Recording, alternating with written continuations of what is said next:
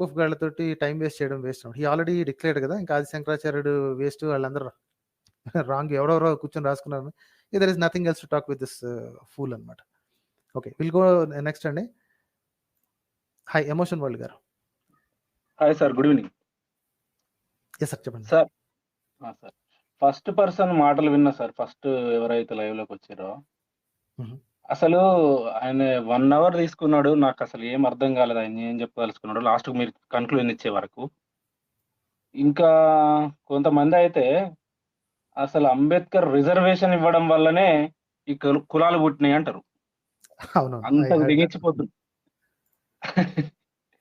ఇట్లాంటివి కూడా విన్నా సార్. అంత ఫూలిష్ గా ఉంటారు. ఇప్పుడు లాస్ట్ పర్సన్ కూడా మాట్లాడే మాటలు ఆది శంకరాచార్యులు రాసిన గ్రంథం ఏదైతే ఉందో దాన్ని నేను ప్రామాణికంగా తీసుకోను, ఇతరులు కూడా తీసుకోరు, మేము అది చదవము అని మాట్లాడుతున్నాడు. మరి అట్లాంటి గ్రంథాలు ప్రాచుర్యంలో ఉండడం ఎందుకు? అట్లాంటి ప్రచురితం చేయడం ఎందుకు? ప్రచురితం చేసిన తర్వాత వాటికి నచ్చని వాళ్ళు ఎవరైతే ఉన్నారో ఈ మత పెద్దలు వీళ్ళంతా కాల్చి పడేయచ్చు కదా. అంతే సింపుల్ గా జనాల మీద రుద్దుతుంటారు. ఇప్పుడు గీతా ప్రెస్ వాళ్ళకి ఫోన్ చేసి, బాబు దీన్ని ఎవరు పట్టించుకోరు, ఇది ఆల్రెడీ అందరం తోసేసాము, so please retract this book అని చెప్పి ఒక స్టేట్మెంట్ ఇప్పిస్తే సరిపోదు. ఈ ద్రోహికి, ఇప్పుడు ఇందాక వచ్చిన యాదవ్ బ్రహ్మం అనే ద్రోహికి, he doesn't have any shame or any kind of remorse అండి. అదొక రకం మనిషి అనమాట. ఎందుకంటే 2-3 సార్లు నాతో బాగా దెబ్బలు తిన్నాడు. సో వాడికి కడుపు అంటే ఏంటంటే ఏదో విధంగా ఏదో ఒక మాట చెప్పి 4-5 మాటలు చేయాలని. చివరికి వాడి నోటితోనే ఆది శంకరాచార్యులు వేస్ట్ క్యాండిడేట్ అని తేల్చేసాడు. ఓకే, నాకేమో పెద్ద రెస్పెక్ట్ ఉందని అది కాదు, అట్లీస్ట్ దే హ్యావ్, అతన్ని హిందువులు, మిగతా హిందువులు, కాస్త గౌరవం ఉన్న హిందువులు అతన్ని ప్రామాణికంగా తీసుకుంటారన్న ఉద్దేశంతో అది తీస్తే, లేదు అడు వేస్ట్ క్యాండిడేట్, ఆడు ఎవడో ఇష్టం వచ్చినట్టు వాళ్ళ శిష్యులు ఎవరో కూర్చొని రాసుకున్నారు, సొంత భాషను రాసుకున్నారని తేల్చేసాడు. Okay, so that ended his conversation, that's the end of it. అంటే ఇంకా అంతకంటే దిగజారటానికి ఇంకా వాళ్ళకి ఏం దొరకట్లేదండి. There is no more place to dig deeper. Already నేలబారికి పడిపోయారు అనమాట. సిగ్గు లేకుండా నేలబారికి పడిపోయారు వీళ్ళు. ఇంత ఫూలిష్ పర్సన్స్ అసలు వీళ్ళు ఎట్లా బతుకుతున్నారో ఏమో తెలియదు. ఎవడిది నమ్ముతారో ఎవడిది నమ్మరో అసలు ఏం అర్థం కాకుండా ఉంది. ఇంత ఫూలిష్ పర్సన్ అది వదిలేయండి సార్. నాకు ఒక చిన్న వచ్చినాయి, అవి అడుగుదామని ఫోన్ చేశాను. ఈ మా హిందువులను ఇతర మతాల వాళ్ళు లాగేసుకుంటున్నారని హిందూ ధర్మ ప్రచారకులు గుండెలు బాధేసుకుంటారు కదా సార్.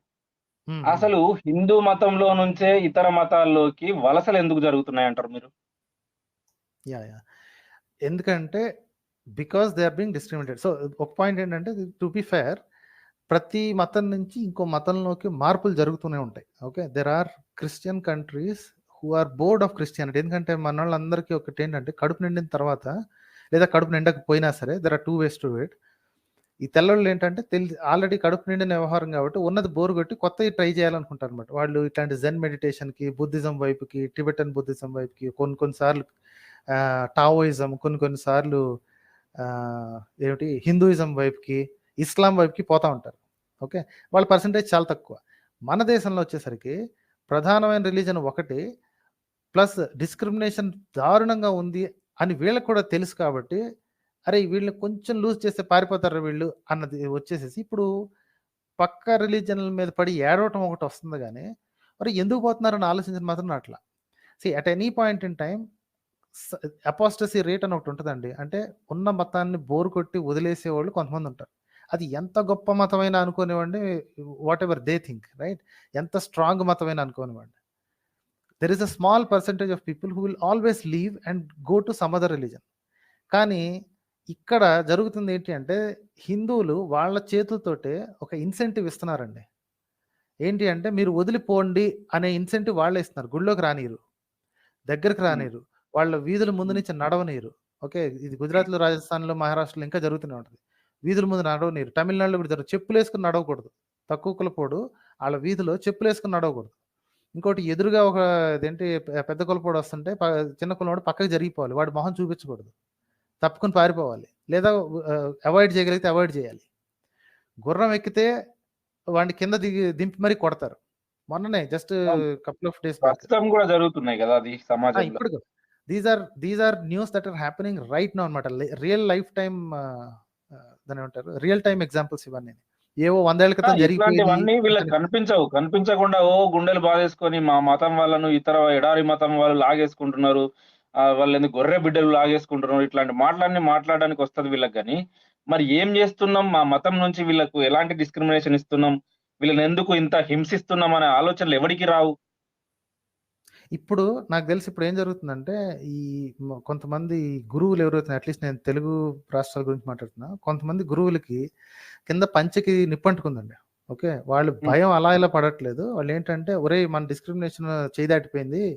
మనం ఎన్నాళ్ళు తెగ రెచ్చిపోయాం గానీ, ఇప్పుడు అది అందరికి తెలిసిపోయి దే ఆర్ ట్రైయింగ్ టు ఎందుకంటే కాంపిటీషన్ లేదు కదా ఇంతకుముందు. ఇంకో మతం హ్మ్. లేనిది లేదు కన్వర్ట్ అవ్వడానికి. చచ్చినట్టు ఇక్కడే బతకాలి, ఇక్కడే ఉండాల. ఇప్పుడంటే వాళ్ళకేదో ఆప్షన్స్ ఉన్నాయని జెప్పి, ఇప్పుడు వాళ్ళకి భయమేసి, ఒరేయ్! వద్దు డిస్క్రిమినేషన్ వద్దు. The first of this kind is that మన ఈయన గరికపాటి ఒక స్పీచ్‌లో చటుక్కుని జారేశారు చూసారా? బాగా అవునవును. ఇది చేసాం, డిస్క్రిమినేట్ చేసాము. ఇంత డిస్క్రిమినేట్ చేసి, ఇంత తక్కువ జాతిలా చూసిన తర్వాత మా మతంలో ఉండనట్టు ఎవడుంటాడు అని అన్నారు చూసారా? రైట్. రైట్. అది సో, నేను దట్స్ షార్ట్ ద వీడియో గూడా చేశాను sir. Yeah! So, that's the first step అండి.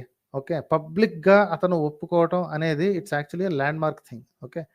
అందరూ అనుభవిస్తున్నారు. కానీ ఇతనొక్కడు వీడియోలో డైరెక్ట్‌గా ఓపెన్‌గా చెప్పేసాడు. ఇలా జరుగుతుంది అని. ఇప్పుడు చాలా మందికి దడుచుకొని there are so many news articles అన్నమాట. ఏది ఆహ్, కులాల మధ్యలో పెళ్ళిళ్ళు జరగాలి.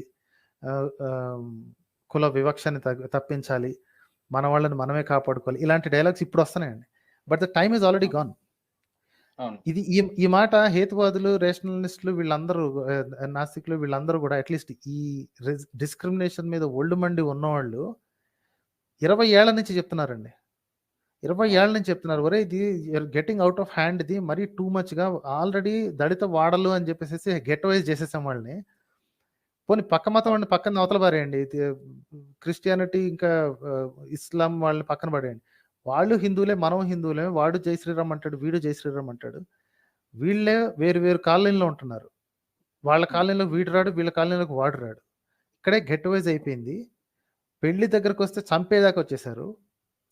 అవును. ఎప్పటికి అర్థం చేసుకుంటారు అని చెప్పి 20 ఏళ్ల క్రితం నుంచి హేతువాదులు మొత్తుకుంటున్నారండి. ఇప్పటికి వచ్చేసింది ఆల్రెడీ. పంచె రైట్. అంటుకుపోయింది ఈళ్ళకి. Now now it is like bleeding అన్నమాట. వీళ్ళ గుండె బాదుకుంటున్నారు ఇప్పుడు. ఎవరెవరో ఎళ్ళిపోతున్నారు. ఏం చేస్తారండి? చెప్పినన్నాళ్ళు నాస్తికులను తిట్టారు, హేతువాదులను తిట్టారు. ఏయ్!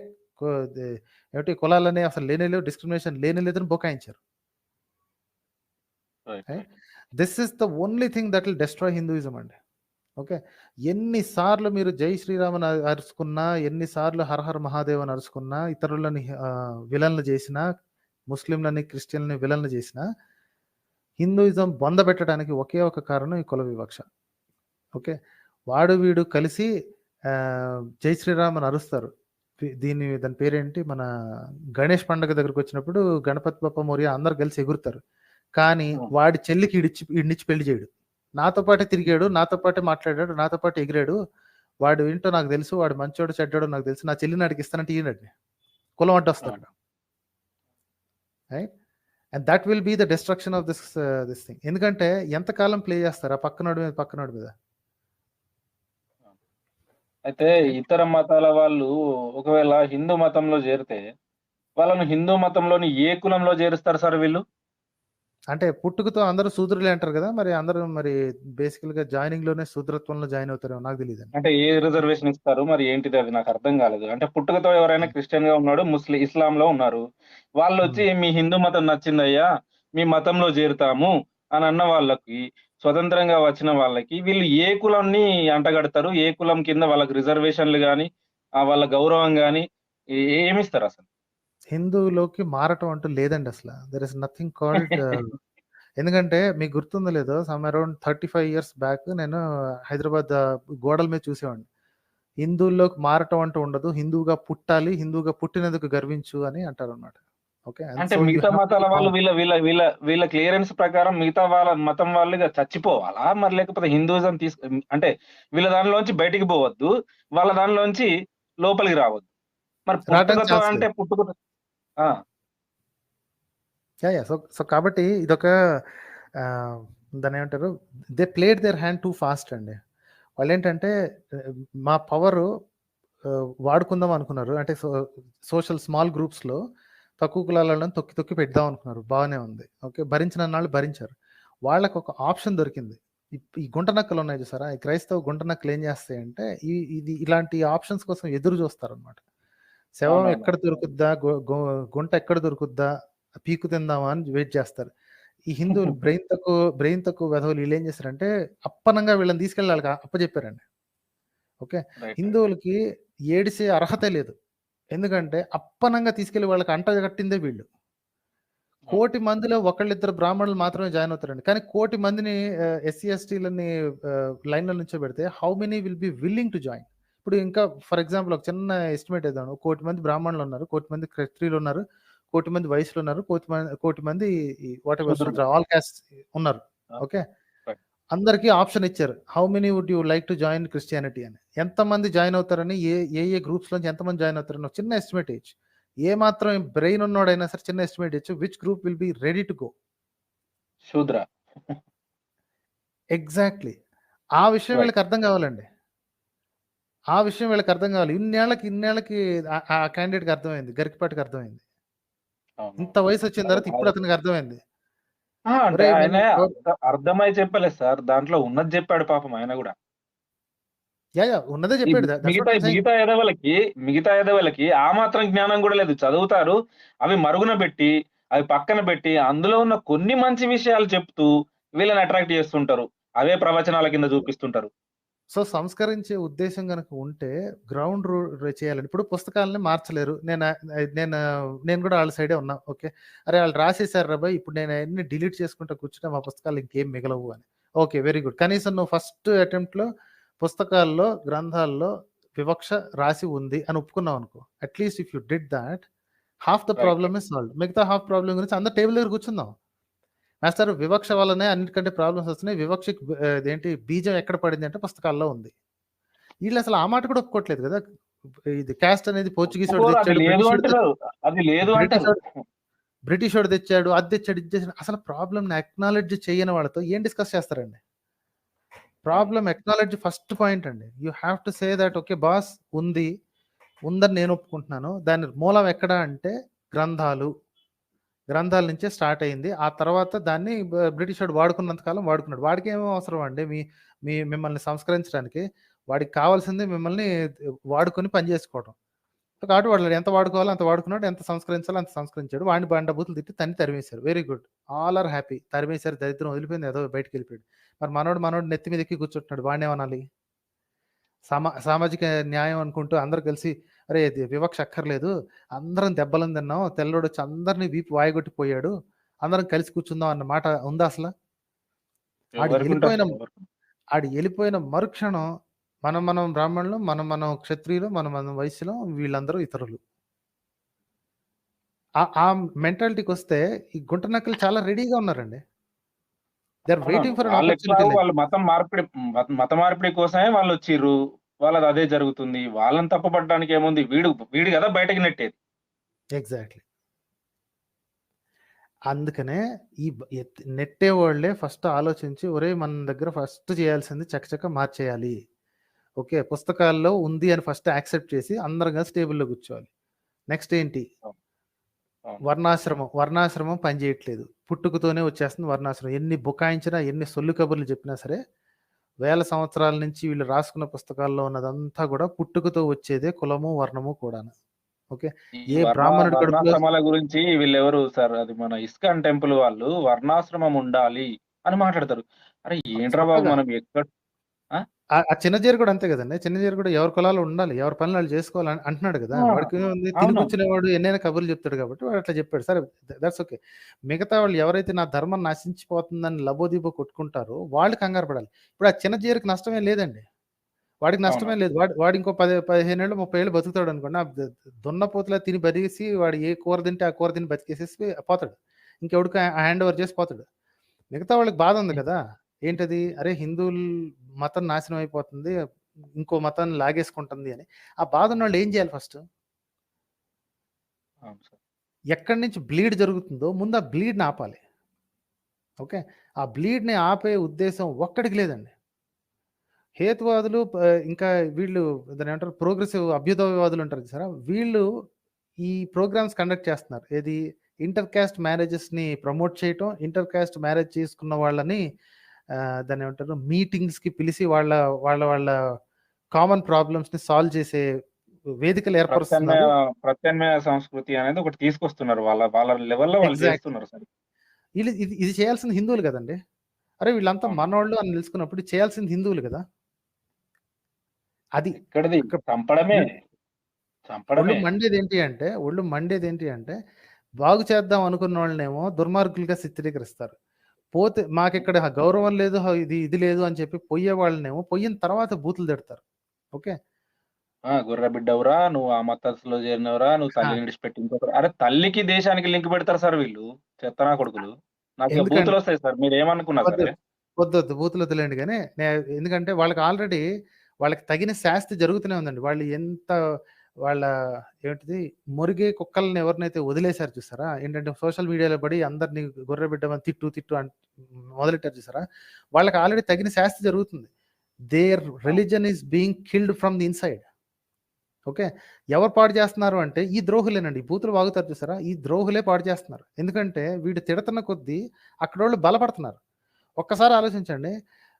పచ్చి బూతులతోటి అసభ్య పదజాలంతోటి వందల కొద్ది వీడియోస్ ఉన్నాయి. క్రైస్తవుల్ని తిట్టటం, మేరీని తిట్టటం, మన అవునవును. యేసుని తిట్టటం. ఒక్క క్రైస్తవుడైనా ఛీ! అని చెప్పి ఎనక్కొచ్చాడా? వచ్చిన అంటే వెళ్ళిన 1000 మందికి ఒకడు ఎనక్కొస్తున్నాడండి. హ్మ్. ఓకే. వీళ్ళ వీళ్ళ గర్వాప్సీ రేటు, అపోస్టసీ రేట్ చూస్తే కళ్ళు తిరుగుతాయి. సరే మరి పోయేవాడు వెనక్కి వచ్చినోడినైనా సరిగ్గా చూసుకుంటారా అంటే వాని పైన కూడా డిస్క్రిమినేషన్ ఉంటది. వచ్చిన తర్వాత మళ్ళీ వాడేమన్నా ఇదేంటి అటెళ్ళి ఇటొచ్చాడు కదా అని చెప్పి వాడేమన్నా క్షత్రియుతుడా? వాడు ఏ కులపోడైతే ఆ కులపోడేనండి. ఆడు మళ్ళీ బ్యాక్ టు అంతే. Square one. వాడికి వేరే కొత్త అధికారాలేం లేవు. ఏవో కాస్త వీడియోల ముందు చూపిచ్చి, చూసావా ఎళ్ళేసేసి అక్కడేం బాలేదని చెప్పి తిరిగొచ్చాడు. గర్వాప్సీ అంటారు. ఇంటికెళ్ళంగానే వాడు ఏ కులపోడో ఆ కులపోడే. వీడికి పని నథింగ్ న్యూ. చేస్తది వాడి గురించి చెప్పుకోవడానికి గాని, వానికి స్వతహాగా ఏం పని చేయదు. ఎగ్జాక్ట్‌లీ.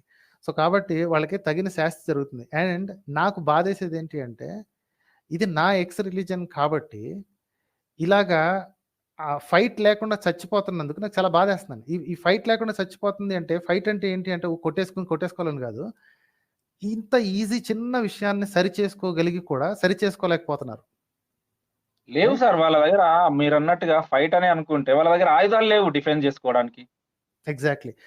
నేను చాలా మందికి చెప్పాను. అదేవడో ఎవడో హైందవుడంట పెద్ద పోటుగాడిలాగొచ్చేసి నాతో ఏదో ఒక స్ట్రీమ్‌లో మాట్లాడిపోయాడు. నువ్వు జెప్పు ఎట్టా సాల్వ్ చేయాలని. నేను క్లియర్‌గా చెప్తా సాల్వ్ చేయడం చాలా easy. First thing accept that discrimination is home grown problem.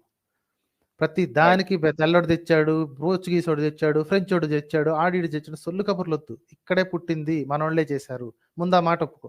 ఆ మాట ఒప్పుకున్న మరుక్షణం ఏమి గౌరవం తగ్గదు. అందరక్కడ ఇదేంటి గరికపాటిని ఎవడు తిట్టట్లేదు. బ్రాహ్మణులే తిరిగి తిడుతున్నారు.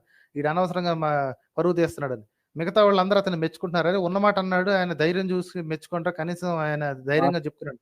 ఎవ్రీబడీ విల్ వాస్తవంగా రెస్పెక్ట్ యూ. వాస్తవంగా గరికపాటి గారిది ఆ ఫుల్ వీడియో జూస్తే దానిలో ఆయనే చెప్తాడు. ఆయనే ఏమంటాడంటే, అందులో మేము చెడ్డయన్ని పక్కన పెట్టేసి మంచి మాటలు తీసుకొని చెప్పడానికి ప్రయత్నం చేస్తున్నాము అంటాడు. అదే పోనీ ఫస్ట్ థింగ్ ఒక స్టెప్ ఆయన తీసుకున్నాడు కదా. మిగతా వాళ్ళు ఏం అవునవును. చేయాలి? ఈ పీఠాధిపతులు వీళ్ళందరూ ఏం చేయాలంటే, బాస్ జరిగిందేదో జరిగిపోయింది. మమ్మల్ని క్షమించేయండి. ఇప్పుడు ఈ విషయంలో I am not taking the side of Christianity. కాకపోతే వాళ్ళ పోప్ ఉన్నాడు చూసారా? ఆ పోప్ గాడు ఏం చేస్తాడంటే, కొంతమంది పోపులు సంవత్సరానికో 2, 3 ఏళ్లకో కొన్ని అపాలజీస్ ఇస్తారండి. అంటే మేము ద్రోహం చేశాం, మేము డిస్క్రిమినేట్ చేశాం, కొన్ని కొన్ని జాతుల్ని అంతరింపజేసాం, వాళ్ళ వాళ్ళ పట్ల వివక్ష చూపించి వాళ్ళ పిల్లల్ని నాశనం చేశామని ఓపెన్ అవును. పబ్లిక్ అపాలజీస్ ఇస్తాడు. ఓకే. అవును. అలాంటి అపాలజీస్ మనోళ్ళు స్టార్ట్ చేయాలండి. తప్పు చేసిందన్న ఒప్పుకుంటే కనీసం ఫస్ట్ గౌరవం నిలబడతది. అక్కడేం అవును. వాడేమి గొప్పోడు అనట్లేదు. వాళ్ళేం చేశారు దుర్మార్గులు మొత్తం ఆ! డిస్క్రిమినేట్ ఏ చేసి, ఏ ఏ ఏ హత్యలు చేసి మతమైనా సార్, ఏ మతమైనా సార్ ఒకటే నా ఉద్దేశంలో ఉన్మాదాన్ని పెంపొందిస్తదే తప్ప, అదిగ హ్మ్. మత పిచ్చిని లేపడం తప్ప, ఇతరుల మీద పడి నువ్విది, నువ్వది వాళ్ళ లోపాలు ఆలోచించడం తప్ప, ఏ మతం గూడా మంచిగా బతకడం కోసం చూపించిందయితే నాకు లేదు. అప్పుడు అలాంటిది మాదొక స్పిరిచ్యువల్ ఆధ్యాత్మిక మతం అని చెప్పుకోవాలంటే ఫస్ట్ థింగ్ ఈ ఏ బుక్స్ అయితే ఈ డిస్క్రిమినేషన్‌ని ఫార్వర్డ్‌కి ముందుకు తీసుకొస్తున్నాయో, వాటిల్లో ఉన్న పీసెస్‌ని లేపనైనా లేపేయాలి. లేదా బుక్కుని లేపేయాలి. ఇప్పుడు వాళ్ళు మనుస్మృతిని ఇది డిఫెండ్ చేయడం చేతగాక చేతులెత్తేసారు. అది అసలు ఎవడు రాసాడో మాకు తెలీదు. మాకు దానికి సంబంధం లేదు అన్నారు. ఓకే. హ్మ్. కనీసం పోనీ అలా ఆ మాట అన్న తర్వాత దాన్ని తిడితే ఊరుకోవాలి. కానీ వీళ్ళకి కడుపు మంట ఆగట్లేదు. అవును. మేమెవరం ఆగదు. పట్టించుకోమంటున్నాం గదా! అయినా సరే ఎందుకు తిడుతున్నారని.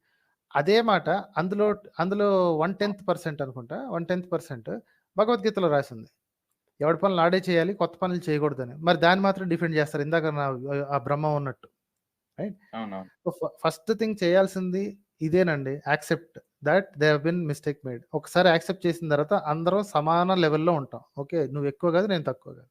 ఇప్పుడు మన ప్రాబ్లమ్ ఇప్పుడు ఇదేంటంటే ఇన్ని వందల సంవత్సరాల పాటు ఉన్నది ఒక రాత్రిలో పొమ్మంటే పోదు. ఆ విషయం హ్మ్. యాక్సెప్ట్ చేయాలి. నెక్స్ట్ చేయాల్సింది ఏంటి అంటే కులాంతర వివాహాలకి ప్రొటెక్షన్ ఏర్పాటు చేయటం. ఓకే. అవును. ఫలానా అవును.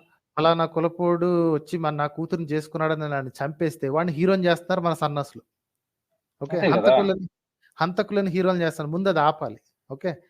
హత్య అస్సలు వాస్తవంగా ఏమాత్రం మీరిప్పుడు ఆ మాట అన్నందుకు అంటున్నాను సార్. వీళ్ళు పూజించే ప్రతి దేవుడు హంతకుడే గదా సార్! ఎవరున్నారు వేరే వాళ్ళు? ప్రతి ఒక్కళ్ళు ఎవ్రీబడీ ఈస్ దాన్నేమంటారు ఒక మారణాయుధం చేత్తో పట్టుకున్నాడు. ఒక కృష్ణుడు ఒక్కటే ఆ! అదేంటి ఫ్లూట్ చంపడం పట్టుకుంటాడు అంటూ గానీ ఖచ్చితంగా ప్రతి ఒక్కరు చేశారు సార్. ఇప్పుడు వీళ్ళు యాహ్! ఎవరైతే గుళ్ళలో పెట్టి పూజిస్తున్నారో, వాళ్ళు ప్రతి ఒక్కరు హత్య చేసిన వాళ్ళే. ఏదో ఒక విధంగా అది ఎవరు అ ఎవరిని చంపలేదో చెప్పమనండి ఒకసారి. అధర్మాన్ని చంపారని ఆళ్ళు కథలు చెప్పుకుంటారు గానీ బట్ మై పాయింట్ ఈస్ వీళ్ళకి నేను చెప్పొచ్చేది ఏంటి అంటే దేవుళ్ళని పూజించుకుంటారా? పూజించుకోండి. కులాలను మాత్రం వదులుకోవడానికి ఏ క్షణమైతే మీరు ఇది ఉత్సాహం చూపిస్తారో, then you have a life of this Hinduism. Or else ఇప్పుడేంటంటే మా హిందుత్వ ఫెర్వర్ ఏదైతే ఉందో చూసారా? అబ్బా! మాకు రామ మందిరం వచ్చేసింది. యూసీసీ వచ్చేస్తుంది. అయ్యొచ్చేస్తుంది. రామరాజ్యం వచ్చేస్తుంది. బొక్క బోషాణం వస్తదండి. ఓకే. హ్మ్. ఒక్క భోషాణం వస్తాయి. ఏమి రావు.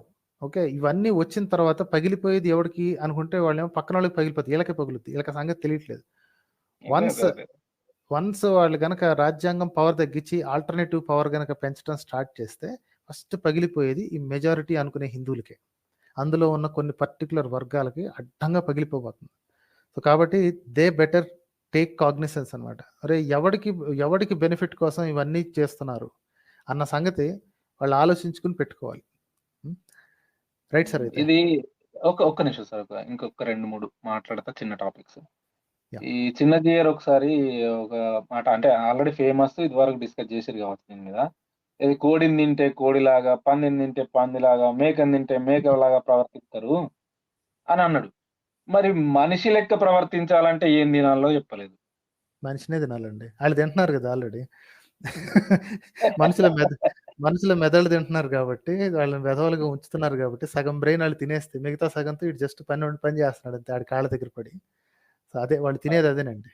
మనిషి మెదడు ఆ! తింటున్నాడు గాబట్టి అట్లాంటి పనులు జేస్తున్నాడు. అలా ఈ గత కొంతకాలం నుంచి అబ్జర్వ్ చేస్తే సార్, ఇది మాది హిందూ మతం గాదు, సనాతన ధర్మం అంటున్నారు. అసలు ఈ పదాన్ని ఎందుకు మార్చుకున్నారు సార్ ఈళ్ళు? సిగ్గేసిందండి. స్ట్రెయిట్ ఫార్వర్డ్ ఆన్సర్ సిగ్గేసింది. ఎందుకంటే హిందూ అనే పదానికి అది ఫారినర్ ఇచ్చింది. ఇక్కడ పుట్టింది కాదు అన్న సంగతి ఆళ్ళకి బాగా హ్యామరింగ్ జేశారు. ఆ హ్యామరింగ్ జేసింది కూడా అంత ఇది 4, 5 ఇయర్స్ నుంచే అది జరుగుతుంది. లేదు 4, లేదండి. ఇది 5 ఇంతకు గూడా ముందు గాదు. ఉంది. అంత 3 ఇయర్స్ గావచ్చు అంతే. అది ఈ హ్యామరింగ్ ఎందుకు జరిగిందంటే స్టార్టింగ్‌లోనే మన తన పేరేంటి 'దయానంద్ సరస్వతి' ఉన్నాడు గదా! హి did not like the word Hindu. ఆ! ఆ! ఓకే. అతను హిందూ అన్న పదాన్ని నచ్చలేదు. ఎందుకంటే అప్పటి కాలానికే అతనికి అర్థమైపోయింది. అర్థమవడం it's a public knowledge that Hindu is just a word given to by someone else. Right. Okay. అప్పుడు ఇప్పుడు ఇప్పుడు చై మార్చుకోవాల్సొచ్చింది. ఇప్పుడు ఫర్ ఎగ్జాంపుల్ చైనా వాళ్ళందరిని మనం చింకీ అని పిలిసామనుకోండి. అది డెరోగేటరీ టర్మ్ అనుకోండి. బట్ మనం చింకీ గాళ్ళు అన్నామనుకోండి. వాళ్ళు వి ఆర్ చింకీస్ అని అనుకుంటే ఎంత అసహ్యంగా ఉంటదో చెప్పండి. అట్లా అంటే హిందూ మనం అనే పదం గూడా అంత ఎగ్జాక్ట్‌లీ. అసహ్యమైన పదం అనేది తెలిసిపోయింది ఈళ్ళకి. ఎగ్జాక్ట్‌లీ. సో, కాబట్టి అంతకుముందు అందుకని తెలవదు మళ్ళా ఈ సన్నాసులకు. చదువుకోలేదు గదండీ! ఆళ్ళకి అంత సినిమా లేదు. అహా! హిందూ అనే ఇప్పటికి గూడా పదాన్ని మేము హిందువులము అనే వాళ్ళున్నారు. కామెంట్స్‌లో నేను చూస్తా. "అరేయ్! హిందూ దేశంరా ఇది." అరే! హిందూ దేశం ఏందిరా పిచ్చి. ఏం మాట్లాడుతారో తెలవదు. మీరు వేరే దేశాలకెళ్ళిపోండిరా ఇట్లాంటి మాటలు మాట్లాడుతుంటారు. నాకో డౌట్ సార్ ఇప్పుడు ఈ అప్లికేషన్‌లల్ల అక్కడ ఎక్కడైనా మనం గవర్నమెంట్ వాటికి అప్లై చేసే దగ్గర రిలీజియన్ అనే ఒక ఆప్షన్ ఉంటది. దానిలో హుహు. ఇన్ని రోజులు హిందూ అని జెప్పి పెట్టుకునేవాళ్ళు ఇప్పుడు సనాతన ధర్మం అని పెట్టుకుంటారా ఏంది? లేదండి. అది జరగని పని గాదు. ఓన్లీ జస్ట్ ఏంటి డైవర్షన్ టాక్టిక్ అన్నమాట. హిందూ అంటే రిలిజియన్ అంటారని జెప్పి, సనాతన అంటే ధర్మం అంటారని జెప్పి. It's different shit in the same sorry it's same shit in 2 different bowls అండి. ఆ బౌల్ కలర్ వేరంతే. లోపల ఉన్న అశుద్ధం ఒకటే. అదే. ఓకే. చెప్పుకోవడానికి అట్లా చెప్తారనమాట. మాది రిలీజియన్ కాదు, ధర్మం. It's the same exact thing. ఆ! ఇది గరికపాటి గారు ప్రవచనాల్లో చెప్పుకుంటూ ఏమన్నాడంటే, శ్రీరాముడు సాధారణ మనిషి. శ్రీరాముడు అనేవాడు సాధారణ మనిషి. తర్వాత తర్వాత వచ్చిన వాళ్ళు ఎవరైతే ఉన్నారో మనలాంటి వాళ్ళు మనమే దేవుని చేశాము అని చెప్తారు. కరెక్ట్. మరి సాధారణ మనిషి అసాధారణంగా వేలాది సంవత్సరాలు ఎట్లా జీవించిండు సార్? ఎట్లా వేలాది సంవత్సరాలు రాజ్య పరిపాలన చేసిండో నాకైతే అర్థం కాదు. లలితంగా, ముచ్చటగా లేదా కాస్త ఎక్సైటింగ్‌గా చెప్పటానికి కథలు రాసుకున్నాడని ఆయన ఇంకో చోట ఒప్పుకున్నాడు. దాన్ని ఇక్కడ మనం అన్వయించుకోవాలన్నమాట. సో, ఇప్పుడు 10,000 ఇయర్స్ అన్న చోట 10,000 డేస్ అని పెట్టండి. ఈక్వివలెంట్‌గా సరిపోద్దండి. ఓకే. రైట్. సో, ఒక మనిషి అంతకాలం బతికాడు, అంతకాలం జీవించాడు అంటే 10,000 days is fair enough. 365 1 year కదా! 3,650 అంటే 10 ఇయర్స్ కదా! ఓకే. ఆ లెక్కన చూసినా సరే ఒక 40 ఇయర్స్ ఎక్స్‌ట్రా. ఓ 40 ఏళ్ళు పాలించాడంటే సరిపోద్ది. 10,000 days is a good enough number. వాళ్ళ నాన్న 60,000 ఇయర్స్ బతికాడంటారు కదా! మన దశరథుడు. అదే దశరథుడు. ఆ! కన్వర్ట్ దట్ టు డేస్ అండి. 60,000 డేస్ అంటే అతని వయసుకి సరిపోద్ది. సుమారుగా ఎంత 60, 70 ఏళ్ళా? 365 డేస్ ఒక ఇయర్ అనుకుంటే whatever. Let's not get into numbers now. Almost అదంతా మనకు. సో, అన్ని సంవత్సరాలు బతికాడు అంటే then it is fair enough అండి. అక్కడ ఇది కాదు. ఆ రోజులు అన్న మాటల్ని ఎవడో అత్యుత్సాహంతోటి తీసుకెళ్ళి సంవత్సరాలను పెట్టుంటాడు నా డౌట్. రైట్. అదండి. రైట్ సార్ అయితే. Thanks a lot for joining. Okay sir. Thank you sir.